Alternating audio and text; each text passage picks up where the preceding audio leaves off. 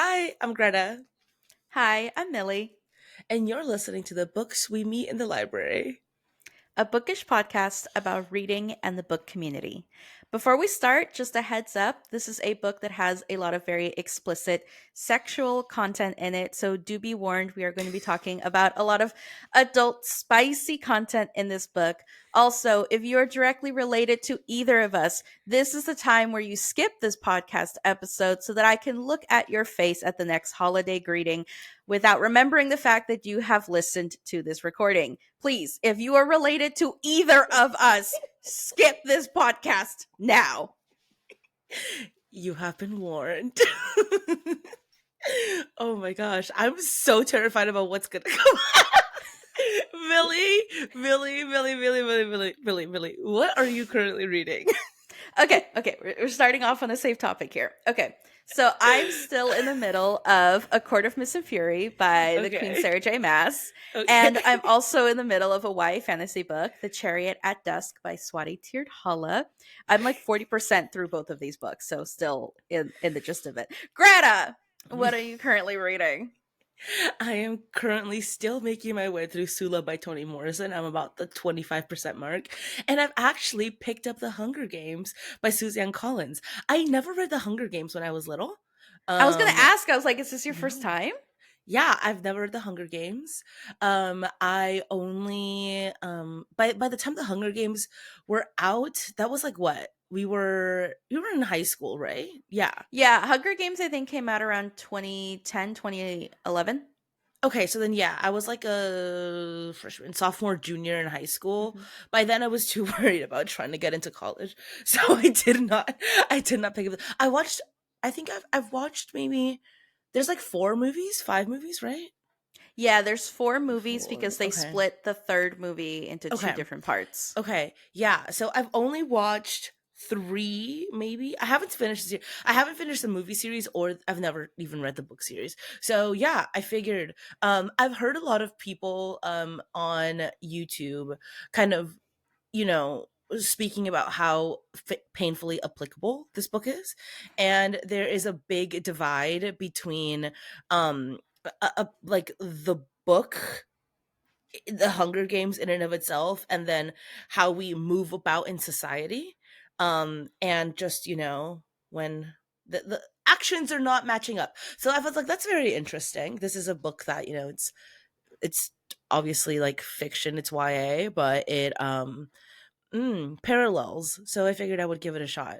I'm only like I'm listening to this one in audiobook. I'm only a couple minutes into it, but I was like, ah, yes, I am picturing the reaping in my head right now as which is really nice. It's really nice. I actually had someone tell me that the best way to watch a movie and read a book combo is to watch the movie first and then read the book. That way you're able to enjoy both the movie and then the book, because the book is always better. So watch the movie first, enjoy that, and then go back and read the book and then get like a bigger picture. And I was like, that's actually genius. So that's what I'm doing. Okay. Yeah, I think The Hunger Games was like it was so big and Mm. it did a huge service to the YA sci-fi genre, specifically the dystopian genre, because before Yeah. that it was like a little bit here and there, but that one No. skyrocketed and we saw so many dystopian novels that came out It was the after that. blueprint. Like, it Yeah. was the blueprint. Hmm. Like how Twilight started the paranormal uh Yeah. saga, like Yeah. it's same concept. Yeah. Hmm. No, yeah. So I'm really excited to get into this. Like, it feels like a primary source. Like, it feels like like I said, the blueprint for all of these other things that came after. So I'm excited. I'm gonna see how far along I get in it and whether I DNF it or not. My biggest concern is um not being hooked by it because it's YA. Like, I read the first Percy Jackson. I tried to get into the second Percy Jackson and I just could not do it. I was like, this is too YA for me. I just had to put it down. Mm. I know, and like, I genuinely like that series. I think it's really fun. But I don't know. I'm hoping that I continue in this It's only 3 books. And there's a lot more coming out as of late. So I don't know. Hopefully it catches on. But yeah. I think you will like it. I think you will like it and you'll get through it. Okay, I'll let you know if I'm Team Peter or Team Gail as soon as I know. PETA. Okay. Or so I've been told. Mhm. Okay, Millie. What are we talking Okay. about today? All right. So we are going to be doing a full spoiler review Cover to of cover, baby. Deep Cover End to by Miss Allie Hazelwood. Okay, before we jump in, um we all know, we if you're here, you know I love Miss Allie Hazelwood. I absolutely love her work. I think that she is a great romance author. I think she is a great smut writer, and this book really is just a exercise in her abilities to write smut. Whenever I suggested this book, I didn't think, okay, here we go again. Not reading the synopsis is really gonna bite me in the ass. And this is the one time it did actually like bite me in the ass.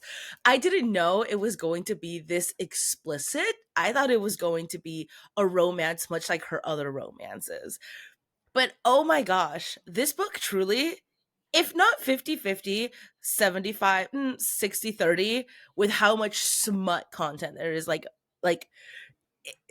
in this book. It is absolutely insane.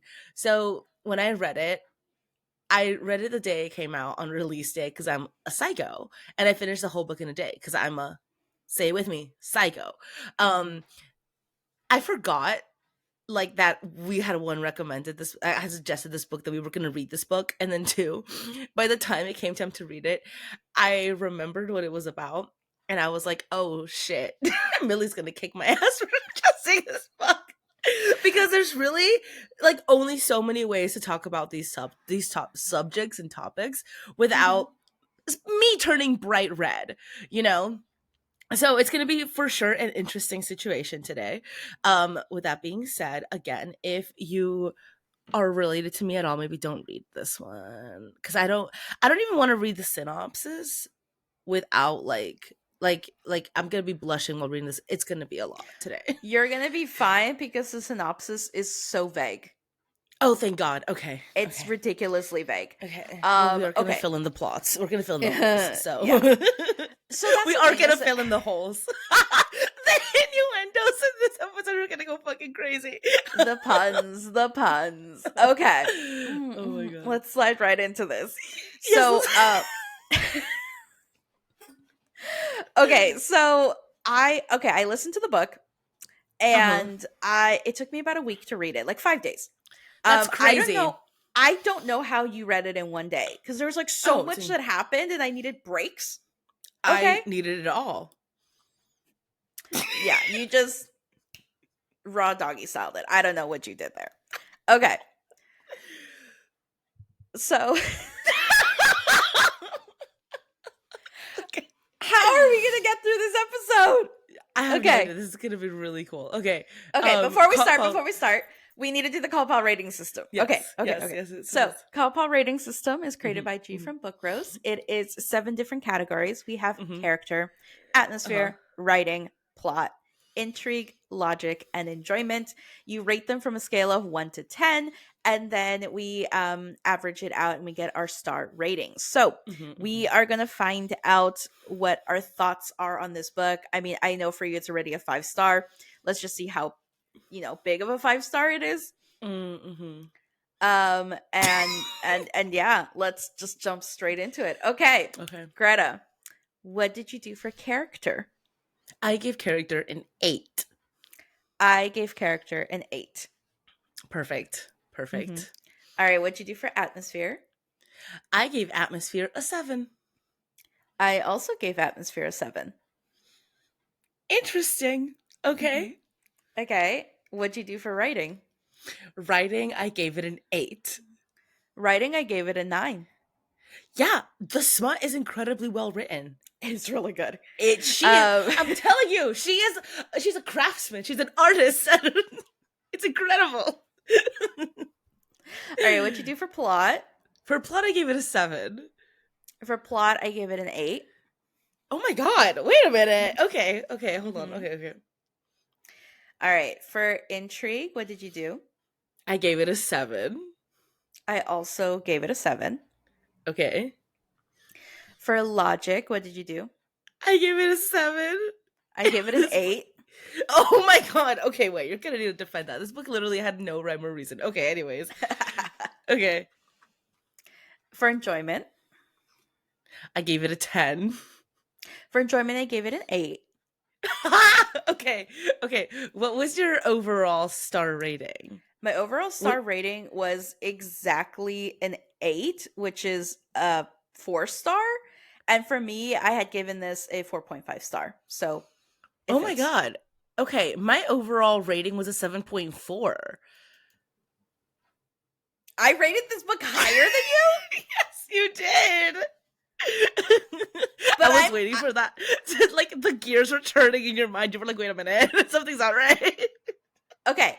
Even though I rated it higher than you, Mhm. I am fairly certain that you enjoyed it more than me. Maybe. I gave it. Well, yeah, it was a 7.4, so that is a solid 4 star. Which this one really is a 4 star for me. Hmm. Yeah, yeah. It didn't have. Listen, deep down, she's a romance girly. Okay, like you like romance, like yearning. All right, which is what I needed more of. But we can get there when we get there. Okay. All Yeah. right. So before we jump into it, content warnings. This book does have an exploration of kink, BDSM. It is always consensual in the book. There's also mentions of sport injuries, abusive relationship with a parent, death of a parent, terminal illness of a parent, bullying, and explicit sexual content.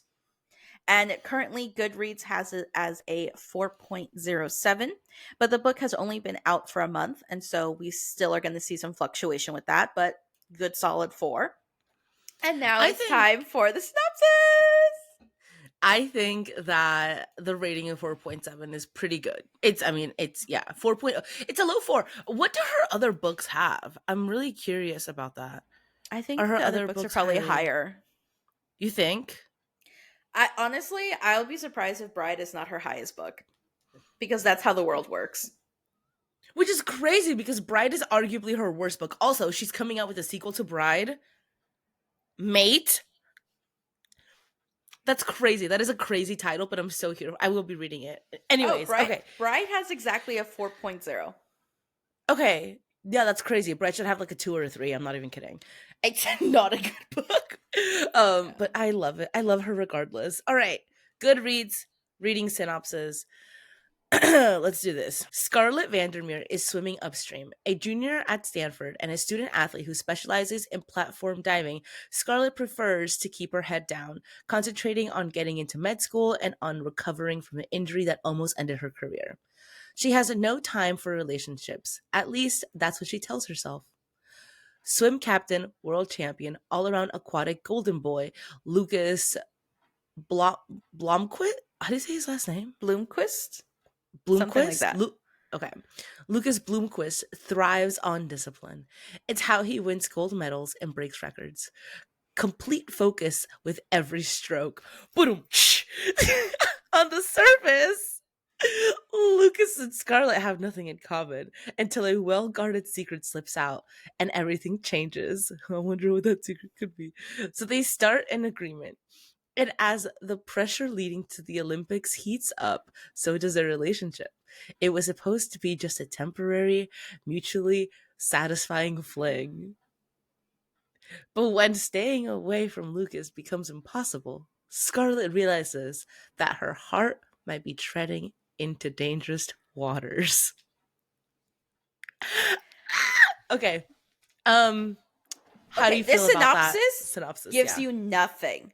It gives you It gives you nothing, which is why I couldn't remember what this book was about all the time, and I had no idea going into it. And also it okay. confused me because I was like, she writes Sem's books and this is like a sports romance. So I was Yeah. just like, are we getting something completely different? No, this is like Yeah. STEM adjacent. Yeah, Yeah. yeah. No, it's incredibly it's incredibly STEM adjacent. Hmm. Yeah, she's in Stanford. Yes, she's a swimmer, but a lot of the main priority is getting into med school. Hmm. So yeah, it's good. I like the setting of this book. I do too. Hmm. Not my Okay. favorite, but it'll do. So, starting into the story here, we have 21-year-old Scarlett Vandermeer who is feeling nervous as she returns to Stanford University for her junior year. For years, Scarlett has defined herself as a star athlete and a straight A student. However, when she severely injured herself during the NCAA championships 2 years prior, she started questioning herself and her abilities. To quell her unease, Scarlett starts spending time with her diving captain and her new friend, Penelope Penn Ross. She's surprised when Penn admits that she and her longtime boyfriend, Swedish swimming champion Lucas Blomqvist, has a unsatisfying sex life.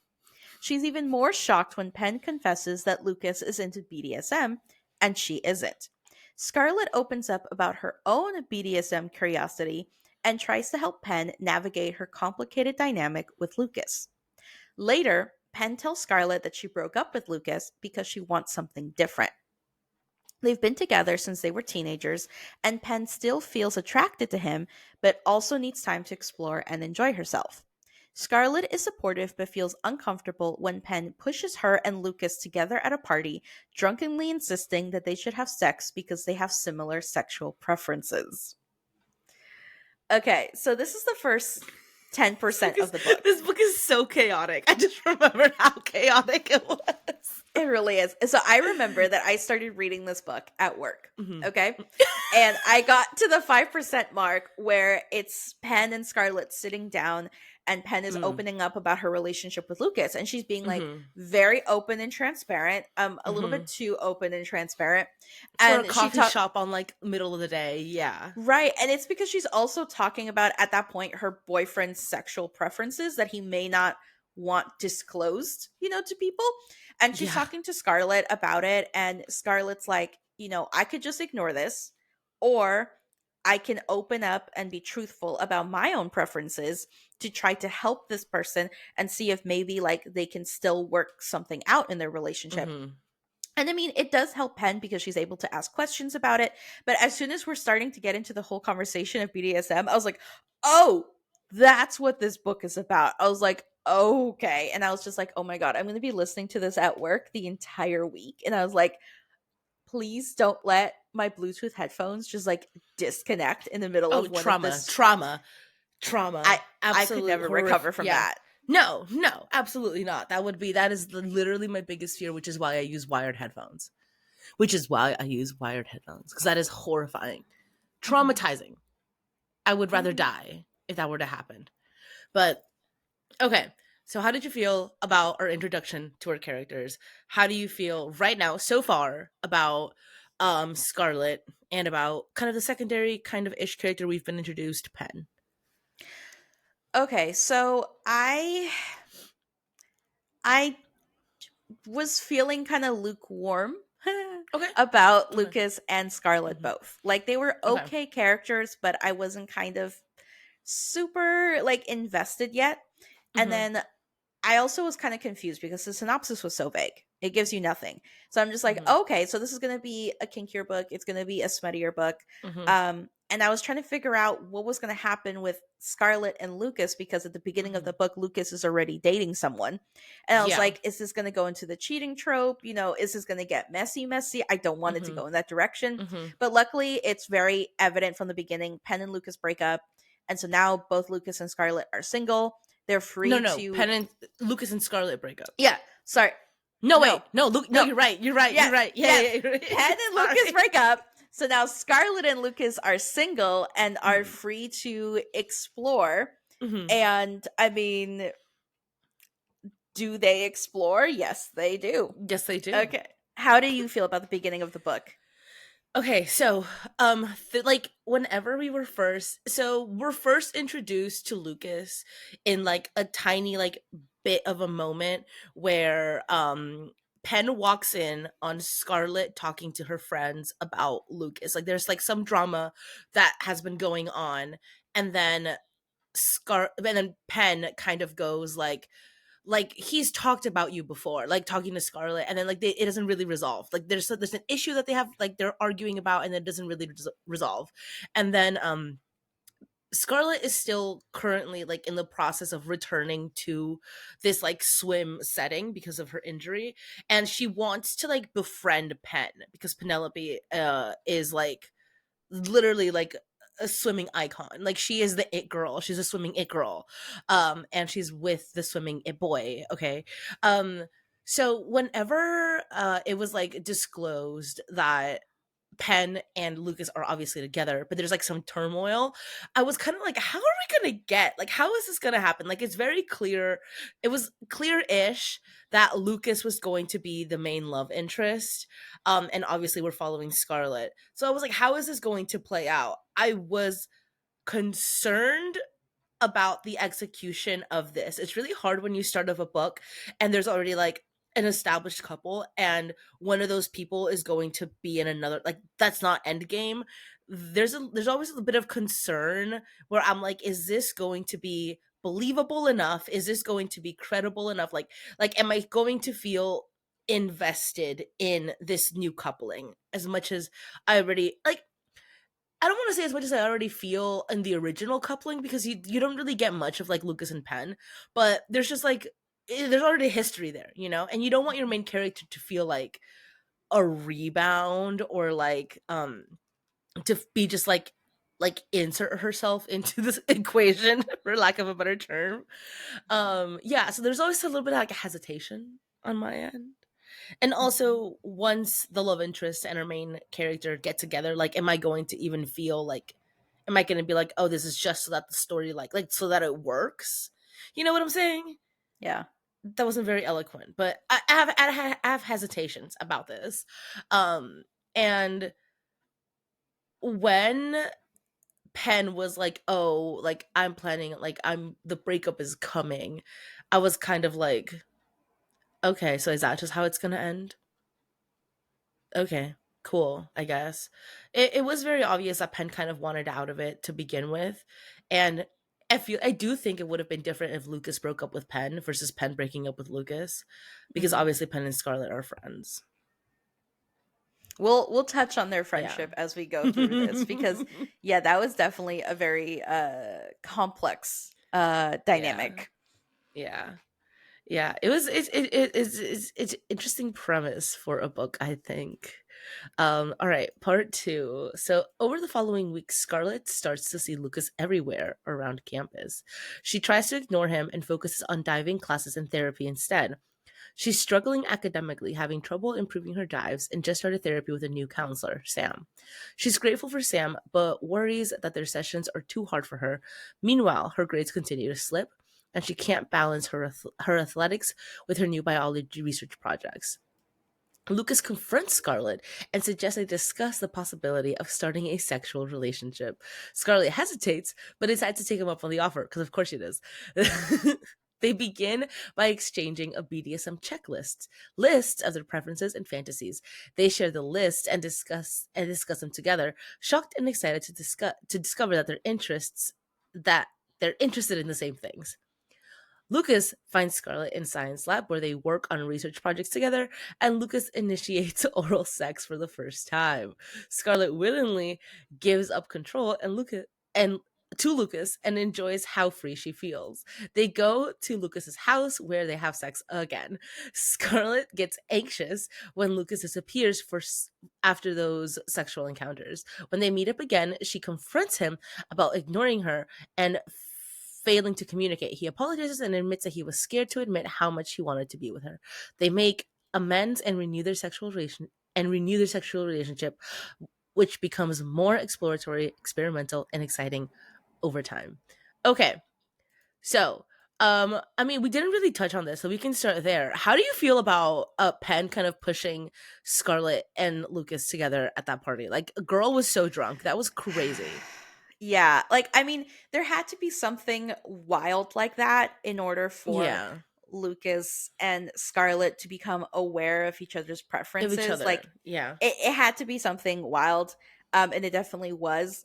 I I was really starting to question um Penn's friendship with Scarlet, frankly, throughout the Yeah. entire book, because there was definitely Yeah. instances where I'm just like, for Scarlet and her point of view, this friendship is amazing. It's so great. It's healthy. And the entire time I'm like, but is it, And there's obviously more things that happen, but I was definitely very skeptical of Penn throughout the Mhm. entire book.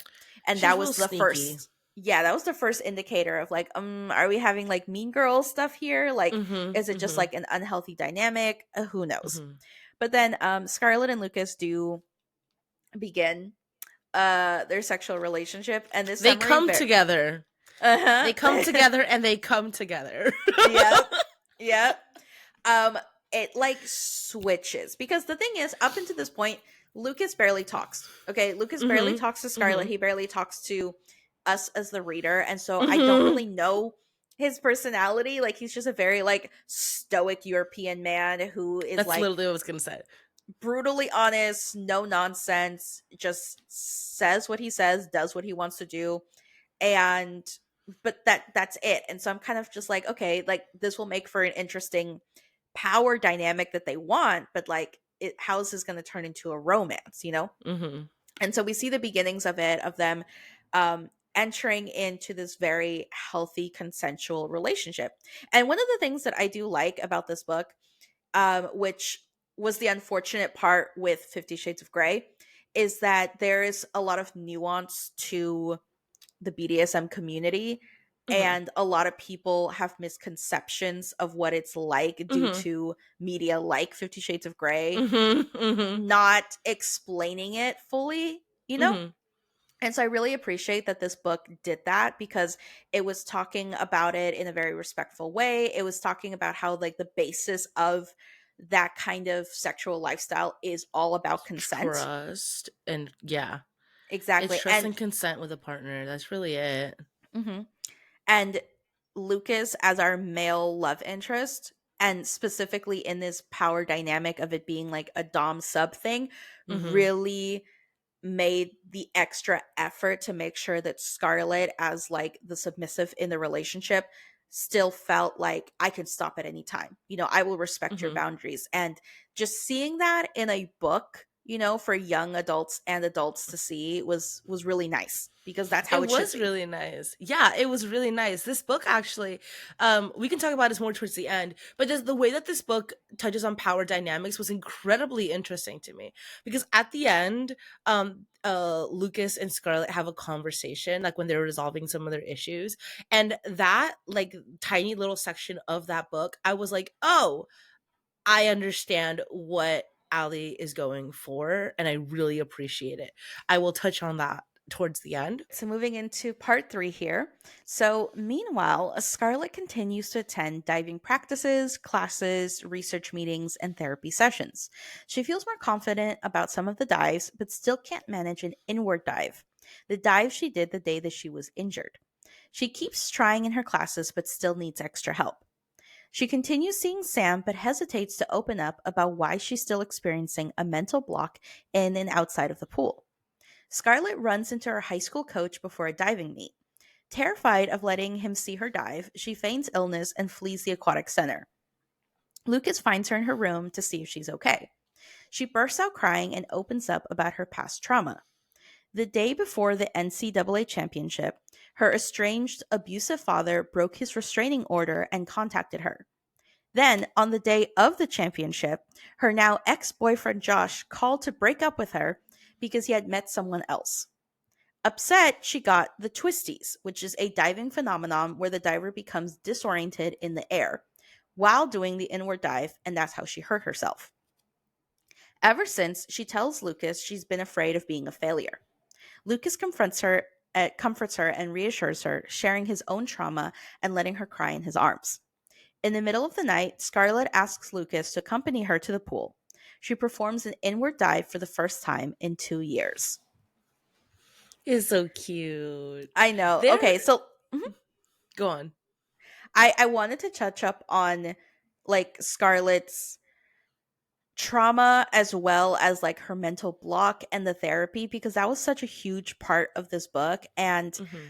at first I kind of, it wasn't that I didn't really get it, but more of like I thought it was just like she's scared. Like rightfully Mhm. so. She went through a very Mhm. traumatic injury. She needed Mhm. multiple surgeries, multiple Mhm. months of PT. And Mhm. I thought it was just an issue of like, she's scared to get back in the water. She's scared to get back on the diving board, rightfully so. But there was so much more to it.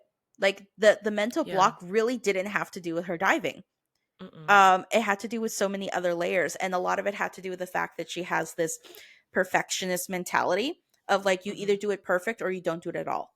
And if you Mhm. don't do it, then you're automatically a failure.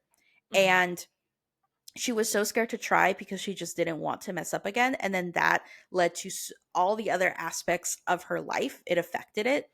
And even with therapy, like she still couldn't get to the root of it. And it Mhm. was having this relationship with Lucas that actually kind of opened her eyes, because she could let go of control and just Mhm. be herself. And who she was to Lucas was enough. Mhm. And that led her to then start figuring out like the self-reflection, self-revelation that like, oh, who she is enough. What she does doesn't have to be perfect to be okay. Mhm. It's so beautiful. Yeah. No, it really is. This is one of the few cases where this relationship was like incredibly beneficial to our main character's other development. Usually, a lot of the time, our main character is going to have some sort of trauma that they are working in parallel to, or are able to confide in their partner for. But this was one of the few times where like Scarlett is able to kind of parallel her trauma with like the development of this relationship that allows for like a healing process, which is very, very nice. I did like the aspects. I like that Scarlett was talking to Sam, her therapist. um Sam's therapist at first is introduced as this very kind of like a little bit off-putting, and Sam is a Mhm. little bit hesitant of talking to the therapist, because this is it's not a sports therapist. That should be mentioned. Originally she had talked to a sports therapist and she found that that wasn't doing it for her. Like she couldn't it wasn't resolving any of her issues or giving her any clarity on her issues. But her talking to this like just pedestrian, I guess, therapist, or rather trauma therapist, was able to really allow her to kind of, work on the other aspects of her life that weren't pertaining to or that didn't pertain to her sports injuries and diving, which was it was really nice to see that. It was really nice to see how this character was very much painted with was written with a lot of nuance. That wasn't just I am a sports girl and I am trying to be able to do my flip again. It was a lot. It built in a more like nuanced background, which was very nice. Um, I think this is the moment when I started liking Scarlett as a character. And okay, it took a while to kind of get to that point in the book. that's So, that's a long way in. Yeah. yeah. And that's the thing, is that like the first half of this book, I did enjoy, because I Mhm. was viewing it as more of like a smutty book, and the smut was Mhm. written so well. Mhm. And I felt like Ali Hazelwood had done enough to make it a engaging enough story. And so for me, Mhm. everything was reading as like a low 4-star. Like, this is a good Mhm. book. That's it. But then once we kind of got into this and I saw more depth to it, The I was character. like, Mhm. I really like how the author is choosing to do this. I really like what we're seeing from this. Scarlett is becoming a way more relatable character. Mhm.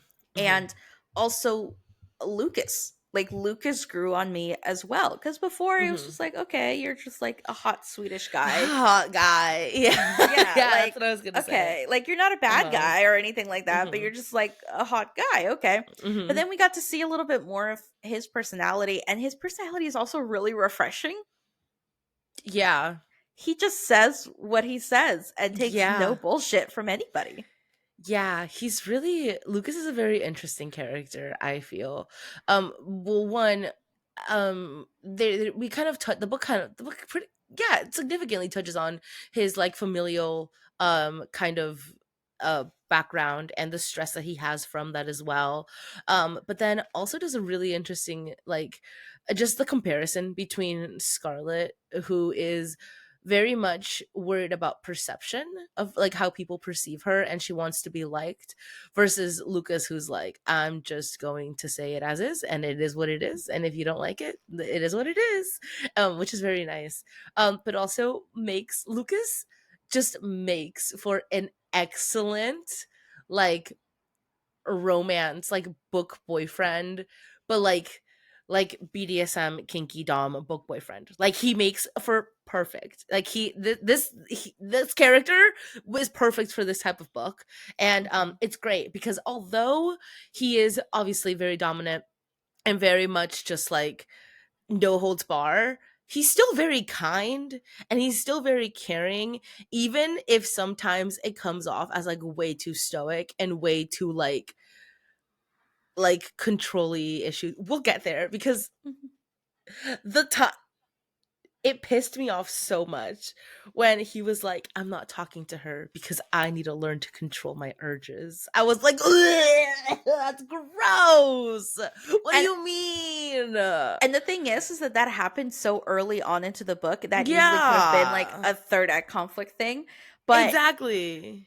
I think it actually worked in its benefit because we already got like their issues sorted from the get go. Kinda, yeah. And I also like the fact that Scarlett calls Lucas out on that, being like, hey, you know what Yes. you're doing and you shouldn't be doing this. And he's like, yeah, that was Yes. kind of an asshole move to do. Yeah. And he's just like, I would understand if you don't want to continue because I messed up and I Mhm. broke your trust and I was acting in a way that was confusing you. And Yeah. ultimately they, make amends and they continue their relationship. Mhm. But actually like that, like, okay, Lucas is not an invincible book boyfriend. He fucked Mhm. up. He was Mhm. called out on it. He Mhm. made amends. Mhm. I Healthy. I also really like Lucas's brother. I love Lucas's brother I was gonna say I love Lucas's so brother. much. Like Yeah, he was he's so funny, so supportive. yeah, it is such a like difference between Lucas and his brother because Lucas is very much like Lucas is like a box, right? He's like a rectangle, and his brother is like a curved rectangle. Like the corners are a Mhm. little bit rounded. It's a little bit softer, a little bit more forthcoming with information, a little bit more like open and warm, and Mhm. I love that. I love that. I love that. I love that. It was so good. Okay. I Are we- also like the fact that the Lucas was actually kind of funny. Like it grew Yes. on me. It grew on me Yes. because in the beginning he would Yeah. say stuff. I'm like, oh, and then after a while, Mm. I was finding myself laughing because it was I love their Mhm. back and forth, like their banter. And that's the Mhm. thing. Is in the beginning I didn't really see like how they could find a romantic connection with Mm. each other, like how they could Mhm. have chemistry outside of the bedroom. But they do. Like their humor is the same, their like reservedness is the same. And so I think the author did a really good job No, of they're convincing us cuties. that it's a Yeah. romance. No, Mhm. they're cuties. I like their dynamic together. I like them together a lot. They're cute. Mhm. All right. So part 4. Over the following days, she regains her confidence and positivity. She has a breakthrough in therapy. Her grades improve, and she grows closer to Penn and Lucas. When the NAACP championship comes around later that year, Scarlett tries to maintain her positive energy. She doesn't put pressure on herself and ends up placing first. Afterwards, she and Lucas share a passionate kiss in the locker room. Penn finds them together and accuses Scarlett of stealing her medal and boyfriend. Hurt, Scarlett flees the scene. The next day, she flies home to see her stepmom Barb and spends the first week of summer recentering. Penn arrives unexpectedly in town and apologizes to Scarlett in person. After they make amends, Scarlett impulsively buys a ticket to Sweden to see Lucas. They profess their love and agree to build a life together. In the epilogue, the two maintain their relationship while pursuing medical degrees at different universities. Okay. So this part is very kind of bare bones as to what like the nuance that actually happens. Mhm. But so there's a lot of this is like where the swimming drama kind of steps up and also where the Penn drama steps up. So if you hadn't like guessed it by now, Penn is the third act conflict. Mhm. I hated how Penn was so involved in their life together. like in their Yes. relationship. It pissed me off. It was So so upsetting. basically, there was a swimming competition in Amsterdam that both Scarlett and Lucas attended because they both Hmm. placed high enough to do so. Hmm. And that was like Scarlett's like first venture back into swimming competitively, Hmm. where she was actually performing well. And so like her and Lucas are able to go to Amsterdam together. They're able to like continue their relationship. And then it's like as soon as they get back, drama happens before the finals for the NCAA, where Penn is disqualified because she tested positive on her drug test. And then there's this whole investigation where she's able to open up for them to do a retesting, and it's Hmm. proven to be a false positive. But during that whole time, while Scarlett and Lucas are trying to continue their relationship and actually make it like a stable one and not just like a fling, they can't do that because Scarlett doesn't want to tell Penn until Penn is ready, like in a good headspace to receive the news. And so, in Scarlett's attempt of saving her friendship with Penn, she basically kind of puts Lucas on the back burner in that regards. And the thing is that Penn is never ready to receive that news. Okay? No. She's No, not. this part was so frustrating because, so, like you said, Scarlett is like, I don't want to tell Penn that we're together until Penn is like at a stable place. During the investigation, the first person that Penn called was Lucas. No, the first, so yeah. The first Okay. person that Penn called was Lucas. And then Penn was like sleeping at Lucas's place until everything got resolved. And so then Scarlett was like, "Well, I'm going to remove myself from the equation." Um and then there are other instances where there's another There was the instance Yeah, where there was the whole bullying thing. So like when they went to a preliminary yeah. competition, they met some girls from Penn's hometown that she used to compete with. And there was a Mhm. lot of beef with them from when Penn was younger, when she was like a high Mhm. schooler performing Mhm. and competing. And basically they were telling Scarlett, like, hey, Penn is a backstabber, she's a liar, she's a They were bitch, like, like "Watch don't out for trust her. her." Mhm. Yeah. Yeah, and And then honestly, at that point, I thought that like, oh shit, we're rearing up for Penn to be like the villain in this story. Because mhm. honestly, I was like waiting for that to happen. And I thought that was happening. And then Yeah. Allie Hazelwood did like a 180, and it's like, oh, Mhm. psych, they're trying to like attack her character, and it wasn't Mhm. actually the case. And I do believe the situation that like, Penn had to call out a coach that was being abusive, and the Mhm. coach happened to be the parent of one of the other divers on the Mhm. team, and Mhm. then she took it very personal and then did an entire smear campaign against Penn. But still, it just kind of felt like Penn was the victim in all of this, and Scarlett and Lucas were constantly trying to be there to save her, and she was just emotionally taking up all of their time and capacity. And I think also she was subtly doing that because she was seeing how close Lucas and Scarlett were getting with each other. Yeah, it all kind of came to like it came to a climax for lack of a better term Mhm. when Penn gets dumped by the guy she's been seeing. So Penn has had a fling, a very romantic, like it almost seems serious because they like spent like holidays together, whatever, with this like teacher's aide, like a TA. Um and Penn gets dumped and Penn is screaming, crying, sobbing, calls Lucas. Lucas picks up from Scarlett's phone. Like Scarlett calls like yeah. And and Lucas is like, "Oh, like talking to Scarlett, like are you okay?" And then Penn's like, "Oh, we're fine. We're fine." Yeah, yeah. Thank you so much for picking up the phone call. Like I know you wanted to speak to me. Thank you so much for picking it. She is just like inserting herself constantly in their relationship, and this was pissing me off. I didn't I like I was waiting for Penn to be the villain in this story, but I also didn't know how she was going to be the villain, because at first she pushed them together, and then it was like, okay, well then maybe Penn is like not being so genuine with like the whole her other team. So I was same process as you. I was like, how are we going to like, then what is the third act conflict? But the third act conflict did come very late in the book, which resulted in the ending being sped up so much, and it pissed me off. That's why I didn't like this book as much. I agree with you because, okay, from the very beginning, when Penn is talking about her breakup with Lucas, okay, I Mhm. remember very specifically because I was like, oh, okay, take note of this. Penn says that she thinks it's better for Lucas and her to break up right now because they've only dated each other. They need to see other people, they need to have other experiences. But she's like, but Lucas and I are meant to be together. So I'm sure in the future we'll like find our way back to each other. I'm like, She wanted a break. She wanted a break. she wanted a break so We were she could on a hoe around. break. No, she did. For a second there, I was kind of curious if we were going to if this book was also going to touch on like polyamory, because that's kind of what it sounded like. That's kind of sounded like what Penn was into, but it turns out Penn is just a flirt. Yeah. Yeah. Yeah. No, and that's the thing is that I knew that the pen was going to be part of the conflict because she's going Mhm. to be like, yeah, I'm loaning him out to you, but I want That's him back. yeah.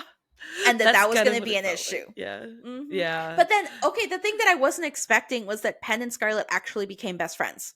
Like Yeah. that I didn't anticipate. Like they actually formed a really like genuine friendship with each other, which is Mhm. what made it harder for Scarlett to then be honest with her because she didn't want Mhm. to hurt her feelings. And she never had a friend like Penn. She had difficulties growing up because of her abusive household, like Mhm. opening up to people, having those friendships with people. And she always felt like she was on the end, like on the edge of the friend circles, Mhm. and she never really felt close to anybody until Penn. And so this friendship was important for her. And so I No, it understand from definitely that was. perspective, like why she wanted to like tread carefully with this. But what she wasn't realizing was that she was putting Penn's emotions and feelings above hers and Lucas, and that was unfair to her and to Lucas and their relationship. And it wasn't until Penn blew up on her during the finals. Like she had just won gold. Oh, She's that was never been that high crazy. up. Yeah. And Penn just comes in to completely ruin the moment. At this point, none of the other people on the diving team or the swim team know that Penn and Lucas broke up months ago, like almost a year ago, at that Yeah. point. They were Because like, Penn has asked them to not like, yeah, Penn asked Lucas to like not say anything. right. And so this entire time, I was like, oh, that's going to be the conflict is that people are going to see Scarlett and Lucas together and think Mhm. that Scarlett is a home wrecker here. And then I was thinking, I was like, is Penn going to be the villain and not clarify that they had already broken up and just like let people sympathize for her because Well, she that's has kind of main what character happened. syndrome? Yeah. That's kind of what happened. Yeah. But I thought it was going to happen like longer. Like, Earlier in? no, like that people were gonna see them, think that Scarlett's the home wrecker. Oh, Penn was okay. never gonna clarify it, and she was gonna like Mhm. lean into it, and then for like weeks or something like that, everybody's icing them out. Like I thought that I that was see. gonna be like Penn's villain part. I see. No, this all happened very quickly. Like, Penn goes in, blows up on Scarlet, is like, she literally says, you took my boyfriend, you took my medal. And then everybody is like, oh my God, Scarlet, how dare you cheat on, like, how dare you, like, hook up with Lucas. And Lucas is like, whoa, Penn and I haven't been together for forever, you know? And then everybody's like, what do you mean, Penn? And then Penn's like, ah! And then fucking storms off. And then Scarlet storms off rather. And it's just, yeah, that I didn't okay, so we can talk about now that we've gone through the synopsis, we can talk more about like the book and what we liked and what we didn't like. The Mhm. ending is one of my biggest gripes with this book. How quickly it ends. You get oh my god, there's like a fuzzy in the chat. You get the conflict and then you get the resolution of the conflict like seconds after, literally seconds after, and then the story kind of ends. Yeah, so that whole blow up between Penn and Scarlett and Lucas was at the 90% mark because I was Yeah. keeping track at the audiobook because I was like, I'm almost done with the book. Like, what's going to happen? And so I'm just like, oh, okay. So now we have the third act conflict, like right at the end of the book. So how are we going to fix this? And Scarlett basically heads home. She needs like some time to like recenter herself, all that stuff. Hmm. And then she realizes that like no, she was not in the wrong. Penn was in the wrong. Penn Yeah. owes her an apology. And then as soon as she like thinks of that, Penn just shows up to her hometown to apologize to her in person, which was good. I do like Yeah. that Penn made that move. I like that their friendship, you know, was able to recover from this. I like that Penn took full accountability for everything. So I did like that resolution. And then Scarlett was like, I need to go to Sweden. And that was and she's like, Barb, I need to use your money to buy a plane ticket. And Barb's like, okay. And she just like flies off to Sweden with no plan. And just shows up there and it's just like, yeah, I love you. I want us to be together. Fuck the haters. And they are just like, okay, let's be together. And then that's it. And then the epilogue was also really short. And I thought the epilogue was going to give us more detail of like what they decided to do, what happens afterwards. But it's like so short and brief. And yeah, I really wish that we had more time to kind of see the outcomes of everything. Yeah. Do you think that Lucas and Scarlett made it? Like, do you think that their end game, like long term end game? Yeah, I do. You do? I do. You I don't? don't. I don't know. No. The epilogue didn't give me what I needed. It didn't give me the. Also, because they're both going to med school at two different universities. Hmm. Hello. That is incredibly difficult in and of itself in order to Hmm. maintain a relationship as. Yeah, that was So kind that's of probably why. strange because it established at the end that Penn and Lucas had a long distance relationship majority of the time during their 7 years together, but that worked Yeah. for them. Versus Hmm. Scarlett and Lucas made it very clear that like they couldn't handle a long distance relationship. Yeah. So it's odd that Allie Hazelwood wouldn't just make them both go to Stanford Med School. Like that seemed to Yeah. make the most sense. Hmm. Um, I still think they ended up together because I think they're endgame. You love this ship. I do. I like them together. I think they make such a healthy couple. They make a healthy couple, but I didn't see the I honestly I didn't get a lot of the chemistry or the banter outside of them when they were like hooking up together, like sleeping together. Hmm. I didn't see that. That's probably what it was. Like, I kept on thinking back to Love Theoretically and like how Hmm. good that banter is between those characters and how much I loved like the character dynamic that this character's like outside of this character's vertical banter was not as good as their horizontal banter if you're picking up what I'm putting down, and their horizontal banter is literally out of this fucking world insane. um which leads me to the other thing I want to talk about, which is this book does a really interesting job at how it handles power dynamics. Hmm. One, power dynamics are already built into this kind of relationship, because they're both exploring BDSM and he is very obviously a dom, she's very obviously a sub. But there was a part in this book, I can't remember exactly where it was, but they're talking about like their physical relationship, and Lucas, for lack of a better term, kind of says, but like you always had the power, you always had the control because you always had the ability of telling me to stop.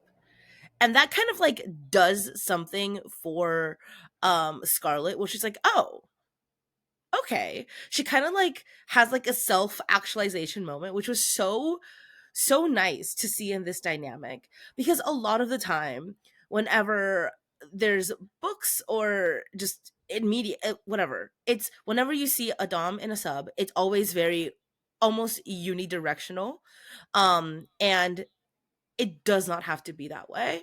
And this book did an excellent job at portraying that. And I applaud Ali Hazelwood for being knowledgeable or doing enough research to be able to add the nuance that this topic needs. Hmm. Because as we learned from 50 Shades of Grey, it is not out there. Yeah. I think you touched on like I think probably the most important aspect of it is that there's a difference between the dynamics you have while Mhm. engaging in consensual sexual activity versus Mhm. when you're not doing that. Because as Mhm. soon as they would finish their Mhm. fun time, Lucas would instantly switch out of that power dynamic and go back Mhm. to a normal, even balanced playing field, which is what you have to do. It's like you Mhm. do it, you switch when you're having sex and then you switch back. It's not Mhm. about being a Dom sub the entire time unless you both choose to have that dynamic. But in order Mhm. to, engage in it healthy, there needs to be that on and off button. Mhm. And this book No, really showed it well. yeah, this book did a really nice job. Do you have any final thoughts about it? I don't know. I think we've kind of is there anything else you want to talk about? So I was kind of curious on your take of this being, I believe, her first college romance, because all of the other ones, like, they're adult and technically college kids are adults, but that's debatable. Um they haven't hit their, front cortex, all Yeah. that stuff. So like, I'm so used to her having like older adult characters that are very heavily ingrained in the STEM field. They are professors, they are Mhm. tenure, they are like, Mhm. established professional individuals Mhm. versus this is a college romance. There's a Mhm. little bit more of a messy element. There's still more of Mhm. like the young adults trying to find themselves dynamic. Mhm. Yeah. And I'm curious to see your take on, do you prefer one over the other? Do you think she did good in both? Like, how do you feel about it? Thank you so much for asking. As a self-accounted expert on this topic, no, I'm kidding. Well, kind of. I prefer her other books to this one. Mhm. I think this okay. I've only ever read, I think, one other romance where the characters are still in college, and that is Icebreakers. Um I was gonna Comparing say this is both, really close. This is really similar to Icebreakers. yes, comparing both, this is far superior to Icebreakers. It has a much more nuance, and although in okay, so quickly, Icebreakers literally feels like a tragic comedy romance because when you think that the characters have gone through enough, the author throws more at them. Like by the end of the book, the girl literally has like lost her best friend, lost her house, like and fell through the ice and almost died. Okay, like there's a lot that happens in that book. Um in this book there's still a lot that happens in this book, our characters are constantly being like tested, but it is done with so much more nuance and so much more like background and so much more world building that this is done better. Mhm. But I will say I wholeheartedly prefer her adult romances. Her not because they're more adult in topics. You could argue that this is her most adult wink wink nudge nudge book she has written because Jesus Christ, this is insane. But I just like those characters a little bit more because although there's like similar kind of like like some of her characters have like very similar like traumas. I think back to again Love Theoretically, where that character also had very like had an issue, like had like familial problems and kind of came from like an abusive family background. Very much compares to like Scarlett's family background. But just the way that it's handled when you are a full-blown adult is really different than when you are still in your like mid early to mid 20s. Yeah. I really liked her doing college romances. You I did. was Okay. surprised by it. I think Okay. she does them really really well. I think she does both really well, and Mm-hmm. I was excited to see that she, cuz this was definitely like an experimental project for her. This was something out of her I comfort think zone, so. and I think she did a really good job with it. I think she has Hmm. shown range, which is Yes. really good. No, We're it's ignoring her crazy. little venture with Bride. Like, No, it's we're not not. canon. We're not It's not ignoring her can. venture with Bride. No, we're not. Because if you want to talk about range, Miss Allie Hazelwood has range within the. Oh my god. My mic, my mic attacked me. Allie Hazelwood has range within the romance category. Like she is able to do adult romance with adult relationships. She's able to do college romance with college relationships. She's able to do YA romance, and she did that well for a YA romance. That was really well with Check and Mate, and she's able to do paranormal romance. Now, if you've listened to that episode of Bride, my one qualm with that episode was that book felt like a setup book. It felt like it was setting up the entire lore and world building for this universe, which resulted in the characters not engaging enough. Therefore, it felt like they were meant to be together because it was like the cosmos arranged it to be so instead of them liking each other. That was my one qualm with that book. So to get back to your point, Miss Allie Hazelwood does have insane, unparalleled level of range when it comes to the romance category. Therefore, she might arguably be my favorite romance author. Okay, so If I need more nuance. That's it. I need more nuance. I need more relationship nuance, which is what I love about Emily Henry. The way Emily Henry is able to do relationship conflict so well is mind blowing. Yeah. okay. I know that in you pushing Allie Hazelwood onto our docket for podcast Yeah. episodes is your attempt of getting me to convert to the Allie Hazelwood train. I don't think she's nuanced enough for you. I I I think that she has definitely made it less scary. The idea of me reading her books. I was a little hesitant because I just didn't know if she was a overhyped author for me. Ah. Mm-hmm. But I think she has proven herself to be like, oh, I do actually like her books. Because so far, the books that I've read from her have been a 4-star, a 5-star, and now a 4.5. So, like, I shouldn't be scared to try Allie Hazelwood books in the future. I'm so happy.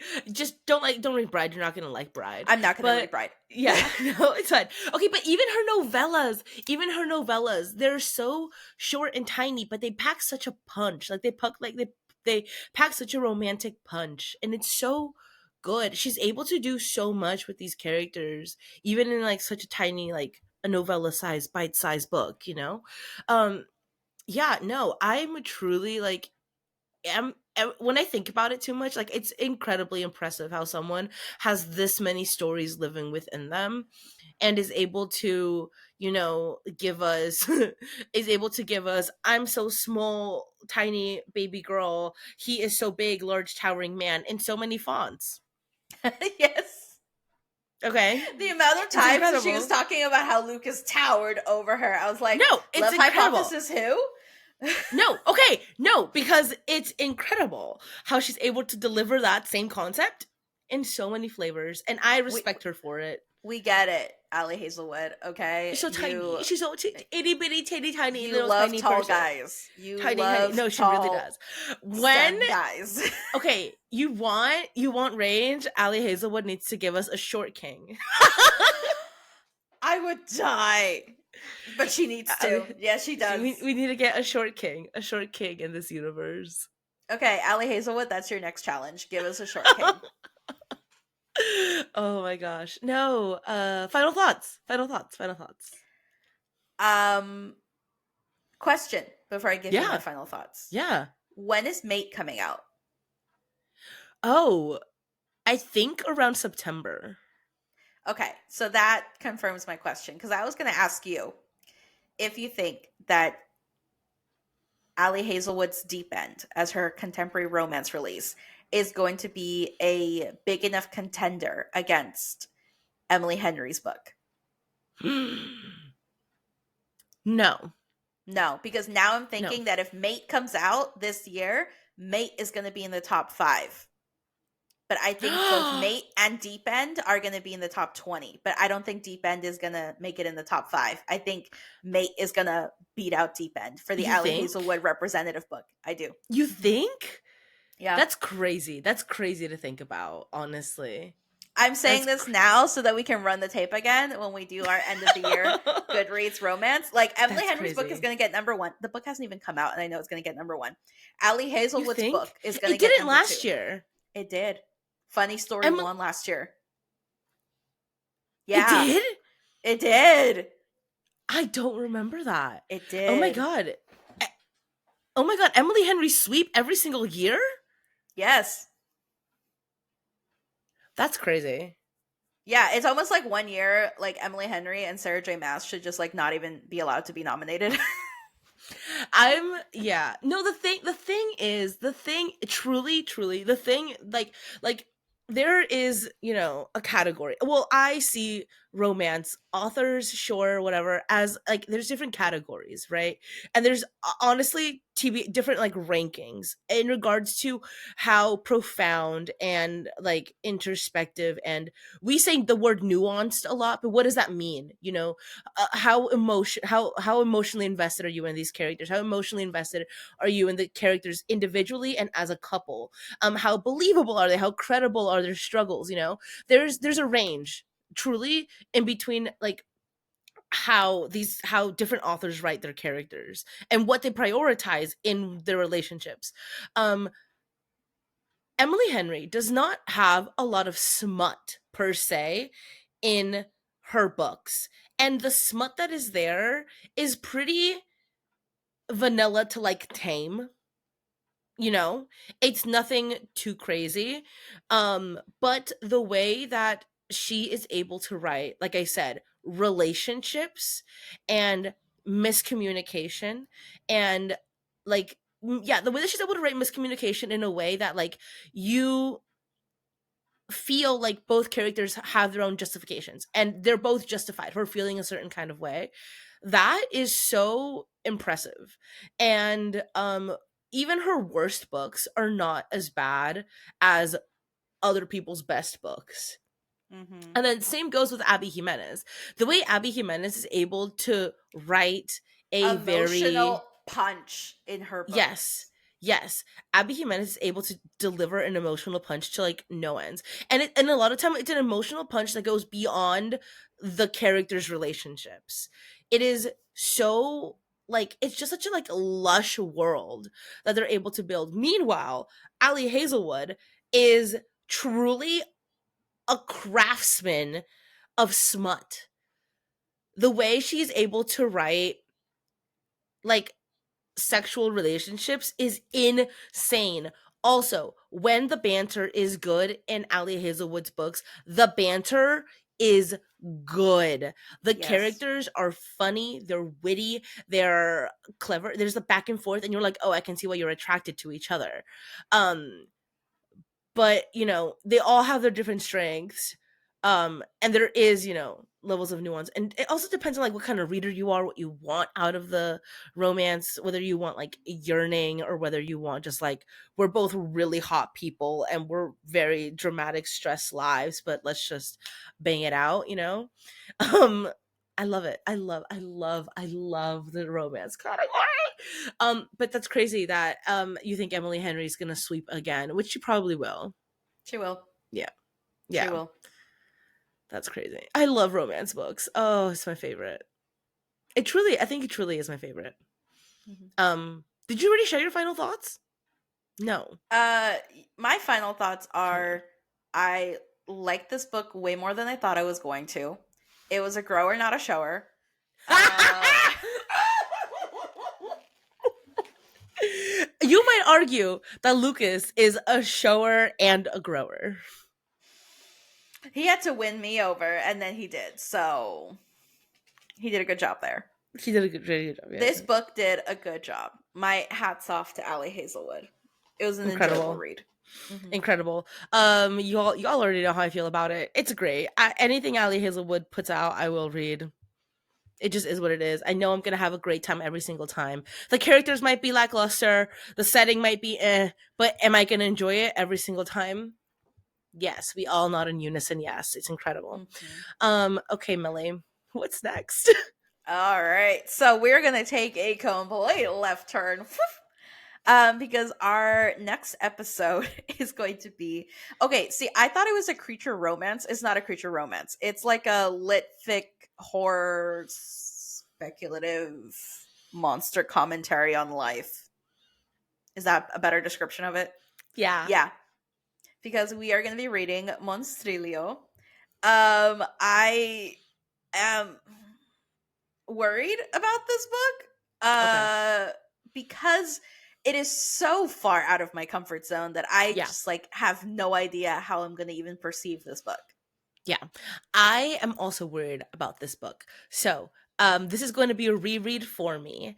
And this book was my favorite book of last year, which is why I hesitantly, like, I wanted us to read this book because I wanted your take on it as a parent. Um, but I just loved it so much that I was like, you know what? Even if Millie doesn't like it, I will take the L because I still find I truly find that this book has so much to offer. Like I've said in the past, I don't think it's going to be giving it away much, give a spoiler much. But if you don't want to hear this, I don't know, skip forward a couple seconds. Um, on the surface, this book is a creature, like a creature horror book.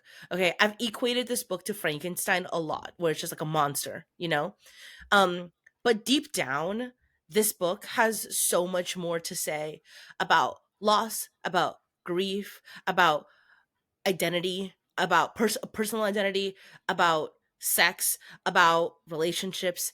This book it literally is just like a treasure trove of all of these nuanced little things where you just like can keep on digging.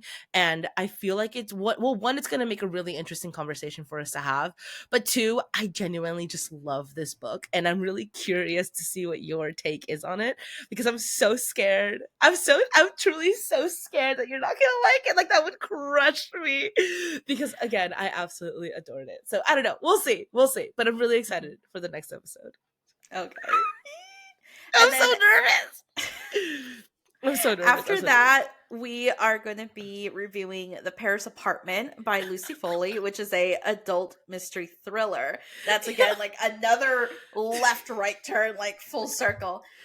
We're just going to be bouncing around a lot of different genres the next couple of Yeah. weeks.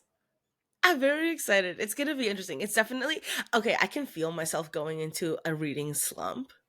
Don't say I know. that. January and February were so aggressive for me that I'm like, oof, oof, oof, oof, oof. Especially because the books I'm currently reading are like physical books. So I only have so much time to read them. And I'm just like, ooh, scary, scary, scary, scary. Yeah. But okay, Millie, where can people find you? You guys can find me on my YouTube channel, Into the Nook, where I do a lot of reading vlogs and secret TBR videos. So if you're interested in that stuff, you guys can come check me out. I am also on Instagram at Into the Nook Realm. Greta, where can they find you? You can find me all over the internet at Greta's Favorite Things. Primarily on Twitch. I stream on Twitch every Monday and Wednesday at 6 p.m. and 7 p.m. PST. And we have a great, wonderful time over there. Recently, I played a game called Journey. Oh my god, I have not stopped thinking about this game. Essentially, the video game is like you can either be by yourself or you play, and if somebody else is playing at the same time you are, they'll join you. And so it's you and then one other random person. And you have no means of communicating with them beyond just like pinging, right? And it's a beautiful like analogy for like life. You can either do life on your own by yourself and you will get there probably faster, or you can do it with a partner. It might be chaotic. It might be a little bit like confusing and frustrating at times, but you have somebody else to celebrate the wins with. And that I think is beautiful. Yeah, I love that game. Anyways, if you want to see me play games like that or see my playthrough of that, everything is at Greta's Favorite Things. All right, Millie, we will be back in 2 weeks with my my recommendation for the year, I guess, and my favorite book of 2024, Monstrilio. I'm so scared. All right, bye everyone. Bye.